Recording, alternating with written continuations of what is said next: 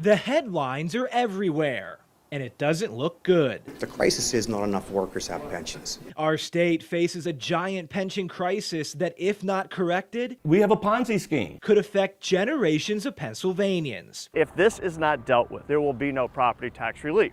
This list, obtained via right-to-know requests, show just how generous lawmakers have been with our money. High annual payouts like these certainly make for good headlines, but it's the reason behind these numbers that tells the real story. The government certainly played a very big role in causing the problem because people got greedy. This is one of the largest financial burdens that any generation has placed on another generation. In 2001, estimates show the state pension system was flush with cash, 130% funded, which amounted to a giant pot of money Harrisburg just couldn't leave alone. That year, our elected leaders passed a law giving themselves a 50% pension increase and 25% for 350,000 state employees.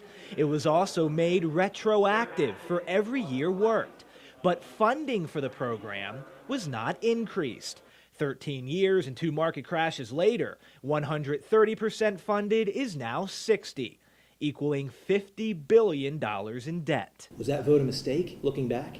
Yeah, I should not have made that vote. If you had to go back, you would change your vote Oh, on that. absolutely. Representatives Stan Saylor and Ron Miller of York County are 2 of 56 remaining lawmakers who voted for the increase. The governor's office was looking for a yes vote on that, and that had to do with the vesting period. At that time, the actuarials that advised the State General Assembly said it was perfectly fine. There were no financial problems with it. Former Governor Tom Ridge signed the pension increase into law. He gave CBS 21 this statement, quote, "Clearly over time, the estimates have not worked out as had been projected by our budget team.